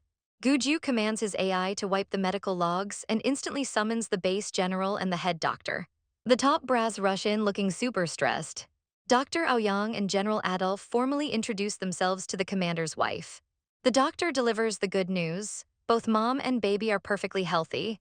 She explains that Su-won's sudden burst of energy last night actually came from the baby. Guju asks if it's safe for her to keep training. The doctor nods, explaining that beast-human babies are insanely strong and will actually protect the mother. Su-won's eyes light up, realizing she's literally pregnant with a living cheat code. The doctor says light exercise is great for the fetus, but Guju can just pull her out if he wants. General Adolf starts sweating bullets, absolutely terrified of hosting a pregnant VIP at his hardcore boot camp. Later, Guju pulls Su-won onto his lap and brings up throwing a massive redo of their wedding. Since their first marriage was a secret, he wants to publicly flex his wife and crush all the nasty rumors. He kisses her forehead, promising to handle all the stressful planning himself. Su-won happily agrees, leaving all the big decisions to him and his mom. He vows to give her the perfect day to make up for her trash ex running away at the altar. Su-won smiles, realizing the gap between her ex and her current husband is completely wild. Suddenly, duty calls. It's time for Guju to hunt down the Zerg swarm. Before leaving, he gives her the doctor's direct line and sets up a top-secret encrypted channel just for her. Su-won watches him go, already missing him. Meanwhile, at the royal estate, Guju's family is discussing the upcoming wedding. Guju casually drops the pregnancy bomb on them over a hologram call. His mom bursts into happy tears, thrilled the Gu family is finally growing. His aunt completely loses her mind, screaming that they need to throw the most luxurious wedding in the entire universe. Back on the ship, Guju gets a grim report. The Zerg just hijacked a Federation starship. Guju looks absolutely murderous and orders a full-scale assault. His AI smirks, noting these alien bugs picked the absolute worst time to piss off a brand new father. Using her new encrypted channel, Suwon calls her mom and drops the baby news. Her mom freaks out and offers to come take care of her, but Suwon tells her to just enjoy her vacation. She also asks her mom to help Guju plan the grand wedding. Her mom casually mentions her forced divorce was approved at lightning speed. Suwon realizes Guju definitely pulled some major strings behind the scenes like a total Chad. The training bell rings, so she quickly hangs up. She rejoins her squad, and Regina immediately asks if the pregnancy rumors are true. Suwon confirms it, assuring them the doctor cleared her for action. Suddenly, she notices someone approaching and glares. It's Su-man and her ex, Hyo Yicheng. Suwon instantly tells them to back off. Hyo Yicheng tries to play the tragic hero, grabbing her arm and claiming he just wants to silently protect her. The second he touches her, Suwon's morning sickness hits like a truck and she physically gags. Hyo Yicheng looks heartbroken, thinking she's just completely disgusted by him. He tries to guilt-trip her into caring about her parents' divorce. Suwon's friends aggressively shove him away to protect her. Suwon plays it cool, claiming she just ate something bad. Su-man tries to defend her man, calling Suwon dramatic. But Regina absolutely cooks Hyo Yicheng, reminding everyone that he's a coward who ran away from his own wedding. Su-man tries to clap back, but Hyo Yicheng pulls her away in shame. The instructor calls for attention, announcing an intense four-person team competition. Suwon checks the roster and sees she's teamed up with the glasses girl, Alex, and Lin Yu. The two military guys roll up, and Alex hits her with a thumbs up, promising to carry the commander's wife to victory. Lin Yu formally introduces himself as the group's brain from the Culture Academy. Suwon confidently hypes up their team, knowing they have the perfect mix of brains and brawn to completely dominate the competition. Alex casually mentions he can easily clear the 4-meter high jump thanks to his beastified blood, making Suwon sweat drop at his insane stats. He strikes a confident pose while the rest of the team hypes him up like crazy. They quickly strategize. The glasses girl takes climbing, Lin Yu handles the swim, and Suwon gets stuck with the long jump. Meanwhile, Su-man purposefully chooses the swimming event just to target Suwon. Right before the race starts, Su-man whispers that her mom just got released from prison, trying to mess with Suwon's head. But Suwon counters instantly, loudly congratulating her in front of everyone, making the entire crowd cringe at the fact that Su-man's mom is an ex-con. Su-man absolutely seethes, realizing Suwon just publicly embarrassed her on purpose. Furious, Su-man jumps into the pool a split second early, prompting the instructor to officially start the race. Suwon dives in, swimming calmly and conserving her energy, completely unbothered by Su-man's aggressive lead. But halfway through, Suwon suddenly feels a weird numbness in her limbs and notices tiny sparks of electricity crackling in the water. Su-man's teammates complain to the instructor, accusing Suwon of cheating by grabbing her leg. But the instructor refuses to stop the match unless someone uses an illegal device. Lin Yu and Alex coldly defend the instructor's harsh ruling, noting that real-life alien bugs won't stop a fight just because someone cheated. Realizing the instructor won't intervene, Suwon ignores the painful shocks and pushes through the water, determined to protect her baby. Suddenly, the numbness completely vanishes, and a massive surge of fresh strength floods her limbs. She realizes the baby is actively protecting her. After finishing the race, she casually tells her worried friends she just got slightly electrocuted like it's no big deal. Lin Yu immediately hands her a towel so she doesn't freeze. He blushes as she thanks him, but they're suddenly interrupted by a massive splash in the pool. Su-man just passed out mid-swim. Su-man's team completely panics, immediately accusing Suwon of sabotage. But Suwon smoothly turns the tables, pointing out that Su-man is wearing a very sketchy necklace. The instructor examines the necklace and confirms it's an illegal stun device that malfunctioned, instantly disqualifying Su-man's entire team. Up in the command center, General Adolf anxiously asks if the commander's wife is okay after the incident. Hearing she's perfectly fine, he violently wipes the sweat from his forehead, terrified of Guju's wrath. He strictly orders his staff to never let Su-man near Suwon again, and sends the full incident report straight to the commander. Meanwhile, Guju steps off the battlefield covered in alien blood, immediately answering a call from his wife. Suwon excitedly tells him she thinks their baby has electric powers, completely ignoring the fact that he's currently dripping in gore. She explains how the baby actually absorbed Su-man's illegal electric attack and shot it right back, knocking her out cold. Suwon realizes Guju must have electric powers too and imagines a tiny, super cute chibai wolf baby. But Guju reveals his true form is a legendary frost wing wolf. She asks to see his giant wings, but he tells her she'll have to wait until he gets back from the war zone. Soo-won hangs up to start her next training block. Right after the call ends, Gu-ju receives the official report and the video of Soo-won being electrocuted. His eyes instantly go completely cold. He coldly orders his AI to connect to the Federal Security Department, ready to unleash absolute hell. Back on Earth, Soo-won's dad texts Du Weiwei, making up an excuse to avoid visiting her. Weiwei realizes her grip on him is slipping fast. Furious that her daughter lost her right to inherit the family restaurant, Weiwei resolves to officially marry into the Soo family at all costs to protect herself from the space pirates. But suddenly, a squad of federal agents bursts into her villa, ordering her to come in for questioning. Weiwei screams that she was already acquitted, but the agents coldly inform her she's now tied to a completely new star pirate case, violently dragging her away. Meanwhile, Soo-won's dad shows up at his ex-wife's family home, desperately trying to talk to her. Her family coldly reminds him that they have always pampered and protected their only daughter. Lin Ranyu's father aggressively glares at him over a cup of tea, looking ready to throw hands. Su-gen pathetically claims the divorce was just a small misunderstanding, but the old man brutally calls him out for hiding his criminal ex-girlfriend. Ranyu's uncle completely roasts him, mocking him for eagerly raising another man's kid. Su-gen tries to defend himself, but he's sweating bullets under their intense glares. The old master cuts him off, stating they don't need him to take care of their daughter, and reveals he only let him in out of respect for Grandpa Su. The uncle physically kicks him out of the house, telling him to get lost before things get violent. Ranyu quietly steps out of the back room, acting like she didn't just hear her ex-husband get absolutely humiliated. Her family immediately switches to sweet mode, assuring her it was nothing. Her dad changes the subject, asking how Soo-won's intense military training is going. Back at the base, Soo-won's friends are literally dead tired, whining that they still have a whole half-month of torture left. The frame cuts back to Ranyu's house, where her dad is still suspiciously looking toward the door. Ranyu's family plays it completely cool, pretending no one was just at the door. Her grandpa totally changes the subject, asking how Soo-won is holding up during her intense military training. Meanwhile, at the base, Soo-won's friends are slumped over a table, completely drained. They realize they still have another half-month of endless running, swimming, and brutal team competitions. Regina literally tears at her hair, screaming for the suffering to end. The glasses girl is genuinely worried about Soo-won doing all this high-intensity training while pregnant.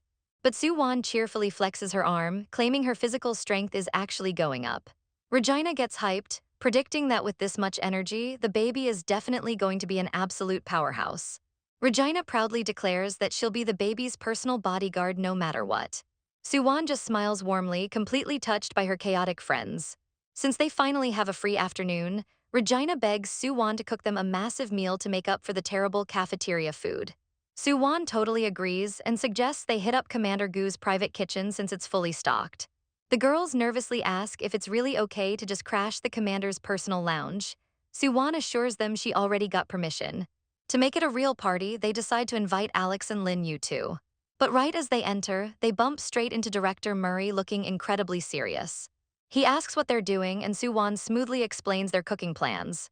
The director raises an eyebrow, genuinely surprised that Soo-won knows her way around a kitchen. She humbly mentions her family runs a restaurant. Seeing him standing there alone, Soo-won politely invites him to join them. Fast forward to the lounge, the boys are whispering, wondering why the scary director is awkwardly sitting at the table. Alex violently shakes his head, refusing to talk to his terrifying superior. Soo-won hands Director Murray a plate of fruit to break the ice. He suddenly hits her with a massive compliment, praising her combat performance and casually offering to transfer her to the elite military academy. Soo-won is totally stunned by the sudden recruitment offer. She politely declines, pointing out that her physical and mental stats just aren't built for frontline command. She smoothly redirects his attention to her roommate, Sheng-en, hyping up her beastified lineage and stellar grades. Director Murray actually agrees, but insists Soo-won's physical fitness is no longer an issue, and her mental abilities can be trained. But Soo-won knows her soul is from ancient Earth, meaning her mental stability is way too risky for heavy combat training. She plays it safe, telling him she needs more time to think about it. The director calmly respects her choice and drops the subject. The food is finally ready. Soo-won serves up her family's signature Phoenix-style shrimp dumplings, and they look insanely good. Everyone is dying to try making them, so Soo-won hands out wrappers and invites the director to join the fun. He awkwardly coughs but actually agrees to participate. Soo-won starts the tutorial, showing them how to perfectly pinch the wrapper around the shrimp. But her hands move in an absolute blur, and suddenly a flawless dumpling is done before anyone can even blink. Surprisingly, director Murray perfectly copies the technique on his first try. Alex jokes that the director's future wife is going to be incredibly lucky, but Murray casually drops that he's 39, single, and just does his own chores. He then hits Alex with a stern lecture, declaring that a wife is meant to be cherished, not treated like a housekeeper. Soo-won secretly thinks he's a total catch and wonders why a rich, handsome, old money guy like him is still single. She starts overthinking, wondering if he has some dark, hidden secret keeping him off the market. Director Murray awkwardly changes the subject, telling everyone to focus on the dumplings while sweating under Soo-won's intense stare. The group immediately devolves into chaos as the guys fail miserably at wrapping their dumplings. Lin Yu looks totally defeated as his dumpling completely falls apart, while director Murray just watches them with a nostalgic smile. Suddenly, the doors slide open and Commander Guju steps in, his freezing aura instantly killing the vibe. Soo-won happily greets him, asking why he didn't text her he was coming back. Guju just glares intensely at Lin Yu, who is currently standing way too close to Soo-won. The entire group completely freezes in absolute terror under the commander's death stare. Guju coldly tells them to keep eating and act like he isn't there, which is literally impossible. Director Murray casually announces he's leaving now that the commander is back. Soo-won realizes her friends are totally traumatized, so she quickly offers to pan-fry the rest of the dumplings for them to take back to their dorms. As they pack up, Alex whispers to Lin Yu that they need to evacuate immediately before the commander decides to absolutely end them. Regina tries to calm everyone down, hoping Commander Gu won't unleash his wrath on them. Alex is absolutely starry-eyed, fanboying over how terrifyingly handsome the commander is up close. But Regina and the glasses girl are literally frozen in fear from the insane pressure in the room. Guju's AI tries to reassure him, saying Soo-won definitely wouldn't be interested in an old man like director Murray. Guju scowls, brutally pointing out that Murray is actually his junior. Walking down the hall, Guju asks his AI if he really looks that scary. The AI admits his straight face totally terrified Soo-won's friends. Back in the lounge, Soo-won tells Guju she would have cooked a feast if she knew he was coming back.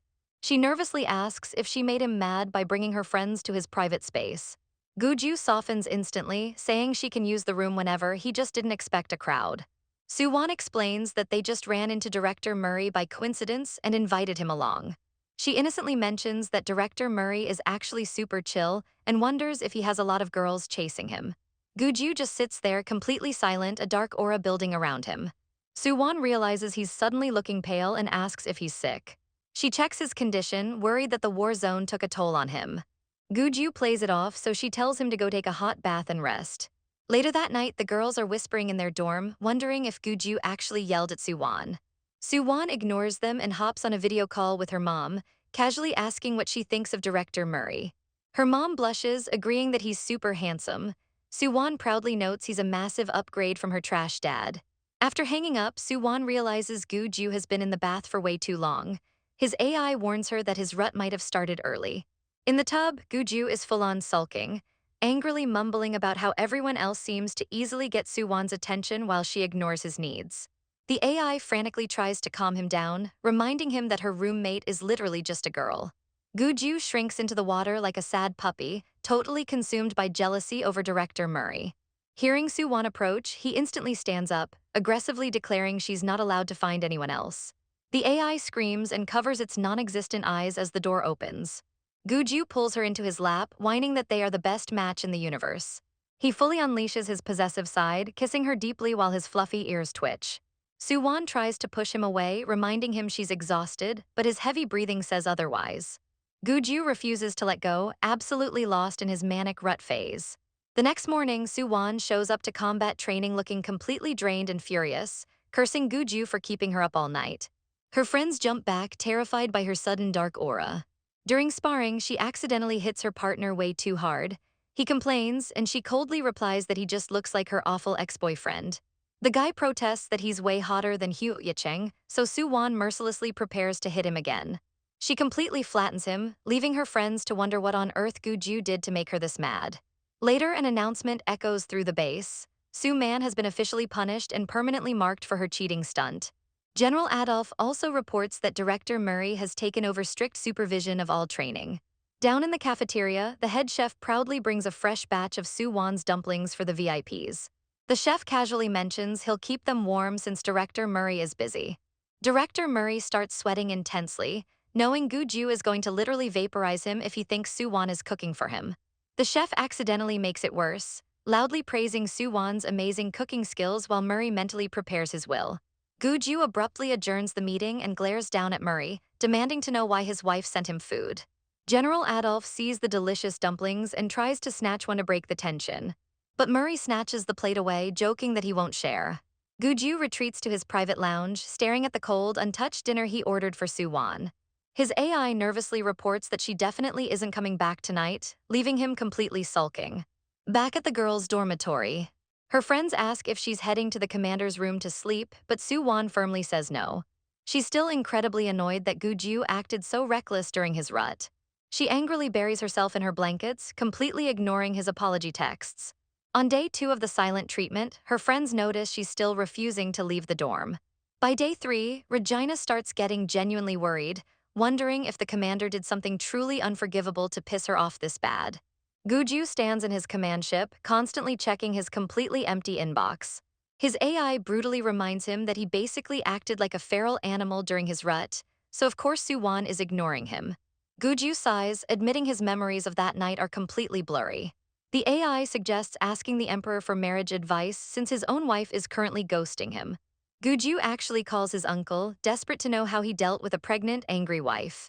His uncle nervously reveals that his wife threatened to abort the baby and divorce him if he ever made her sad. Gu-ju totally panics and instantly teleports down to the training base. Soo-won is sitting alone, looking completely miserable. Suddenly, Gu-ju sprints onto the field, looking like an absolute mess, completely ignoring the stunned cadets. Soo-won is shocked to see him back from the war zone so early. He immediately drops his pride and apologizes. The cadets completely lose their minds, wondering if the commander rushed back because of a massive Zerg invasion. Soo-won realizes everyone is staring and drags him off to a quiet corner. The cadets watch in absolute awe as a random girl just casually kidnaps the first commander. In private, Gu-ju apologizes again, explaining that his rut triggered unexpectedly and he completely lost control. Soo-won softens, admitting she just felt disrespected and reassures him they're still going to build a life together. She sets some ground rules, treat her like a real wife, not just a biological cure for his rut. Gu-ju leans in close, asking if she's still mad, and she finally smiles. He rests his head on her shoulder, letting her touch his fluffy ears to officially end the fight. Soo-won tells him to go back to work, promising to cook him something delicious tonight. But Gu-ju drops a bombshell. He's actually leaving tonight for a half-month-long mission. Soo-won pouts, wishing she could skip training and go with him. He promises to make it back just in time for their grand wedding redo. Soo-won jokingly threatens to find a new groom if he's late, so he punishes her with a sudden, playful bite on the lip. He smirks, proudly declaring that wolves are technically canines, and assures her no one could ever replace him. Fast forward 1 month, General Adolf proudly announces the end of the brutal freshman military training. He gives a dramatic speech about the bonds they've formed and announces a massive surprise party for tonight. The entire base absolutely erupts in cheers. That night, Soo-won and her friends are all dressed up, clinking glasses to celebrate surviving hell. The glasses girl is amazed by the drinks, but Soo-won casually explains it's just fresh fruit juice. They hit the buffet, completely blown away by the insane amount of luxury food. Soo-won smugly reveals that her family's restaurant is actually the gold sponsor for the entire event. Her friends are totally stunned by the massive flex. Soo-won watches the crowd, knowing all these elite cadets are her future high-paying customers. They spot Director Murray mingling, realizing the instructors are letting everyone totally let loose. Regina randomly brings up why Murray is still single, pointing out that his beast form is a terrifying giant snake. She also notes that guys with high status like him can easily afford to stay single until they're 40.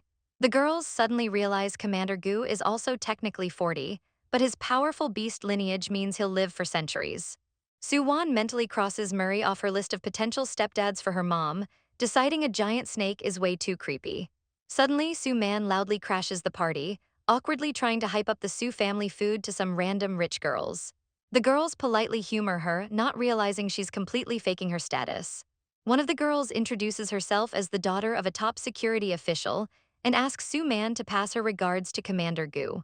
Soo-man completely panics but forces a smile, mentally cursing them for mistaking her for Soo-won. Suddenly, Huo Yicheng's sister exposes her loudly, calling her a total fraud and a jinx. Su Man desperately begs Huo Yicheng to defend her, claiming Su Wan framed her for the cheating scandal. But his sister brutally reminds everyone that Su Man is just an adopted daughter who got legally kicked out of the family. She points out the real Miss Su across the room, and the rich girls instantly ditch Su Man. Completely humiliated, Su Man storms off into the night, cursing everyone. Meanwhile, Su Wan is enjoying the fresh air on the balcony when her mom suddenly calls. Her mom asks if Su Zhen should walk her down the aisle at the wedding, but Su Wan coldly refuses, choosing to walk alone rather than invite her trash dad. Her mom tells Su Wan they have pre-selected multiple gorgeous wedding dress styles for her to look at. Su Wan thanks her mom but mentions Gu Ju said the Imperial Palace staff is handling everything, so she can just relax. Her mom insists she still wants to help out since Su Wan's last wedding was an absolute dumpster fire. Mom reminisces about Su Wan being asleep in the medical cabin, feeling both sad and happy to finally marry her off to a good man. Mom quickly shifts the topic to Director Murray, asking when Su Wan will introduce them. Su Wan panics, saying he is definitely not her type. Su Wan explains his beast form is a scary snake, but her mom thinks that's amazing and asks if he's venomous. Grandma. Defeated, Su Wan promises to invite Director Murray to the wedding so they can meet, right as she gets called to the dance floor. In the ballroom, Pandora approaches and challenges Su Wan to another rematch, but Su Wan tells her she needs to beat her on the dance floor first. Regina starts laughing, preparing to film Pandora dancing, while Alex shows up looking incredibly flashy in a pink suit. Su Wan dances elegantly in her purple gown while her AI snaps some photos. They take a high-energy group selfie, celebrating the official end of their grueling military training. Meanwhile, at Su Zhen's private villa, he comforts a crying Du Weiwei who was just released from her brief police questioning. Weiwei hugs him, secretly plotting to marry him to use the Su family as a shield, but Su Zhen pushes her away, saying they shouldn't rush. He changes the subject, suggesting they pick up Su Man tomorrow for a family dinner. Sitting alone later, Su Zhen realizes his long-awaited reunion with Weiwei isn't as happy as he imagined, and he starts missing his ex-wife. He tries to call Ranyu, but the system instantly rejects it. He flies into a rage, cursing Su Wan for getting him divorced. He feels better after throwing a tantrum, but his son Su Yun suddenly calls, asking if he's coming to Su Wan and Gu Ju's wedding this weekend. Su Zhen is shocked to hear about the wedding and the pregnancy, and he desperately tries to unsend a hateful text he just sent Su Wan. Ouch, he accidentally stubs his toe in a fit of rage and screams in agony while his son watches in confusion.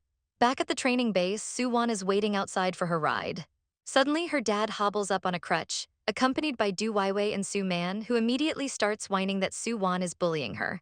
Su Man begs her dad to punish Su Wan right then and there. But instead of scolding her, the dad desperately apologizes to Su Wan, who coldly tells him she already forwarded his angry text to Grandpa and Commander Gu. Suddenly, Ranyu shows up, looking absolutely furious. Slap, Ranyu walks right up and slaps him across the face, screaming at him for abusing their daughter.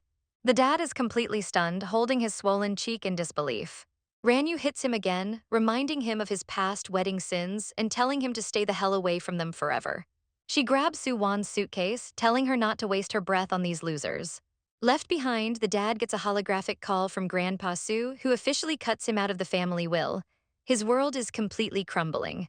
His phone keeps ringing, and Su Man holds her head in pure embarrassment as the crowd stares. Seeing an incoming call from Commander Guju, the dad is so terrified he literally passes out on the floor. Later, Su Wan and her mom are relaxing at Guju's futuristic mansion, laughing about the epic slaps. Her mom explains she canceled her vacation to stay and take care of Su Wan until the wedding. Her mom looks around and complains that Guju's house is way too cold and sterile, deciding she's going to completely redecorate it. Back in space, Guju's adjutant reports they survived a massive meteor storm and have reacquired the signal of the star pirate Lucifer. Guju warns him it's a trap, but their discussion is cut short when his AI announces a call from his wife. Su Wan cutely asks if her mom can make some minor renovations to his house. Guju smiles warmly and tells her she can change whatever she wants. He also casually mentions he talked to her dad and promises he won't be bothering her ever again. His adjutant Eric overhears the cute baby talk and starts swooning like a massive fangirl. His buddy catches him giggling and drags him away before the commander catches him spying. Back on Earth, Su Wan is chilling at a coffee shop with her friends. Regina jokes that she thought Su Wan got kidnapped, and they start talking about how stressful wedding planning is. Regina reveals she's getting married next year to Angus, but she hasn't seen him in a year and forgot what he looks like. The glasses girl is shocked, but Regina cynically explains it's just an arranged marriage, though Soo-won encourages her that fate is full of surprises. Soo-won spots her mom walking up and excuses herself to go shop for house decorations. The girls wave them off. Soo-won holds up some flowers, video calling Gu-ju to ask his opinion on the decorations. Soo-won is thrilled with the new warm vibe of the house and prepares to restock her online shop. Meanwhile, in the Imperial Palace study, the queen is personally adding extra security patrol routes to make sure Soo-won's wedding is absolutely impenetrable. The queen's AI suddenly interrupts her boring paperwork with a notification. The legendary god of cookery is finally live streaming. She immediately tunes in to satisfy her late-night cravings. She watches the broadcast, completely drooling with giant stars in her eyes. Sick of the bland palace food, she immediately plans to send her royal guards to the Soo family restaurant tomorrow to grab some elite takeout.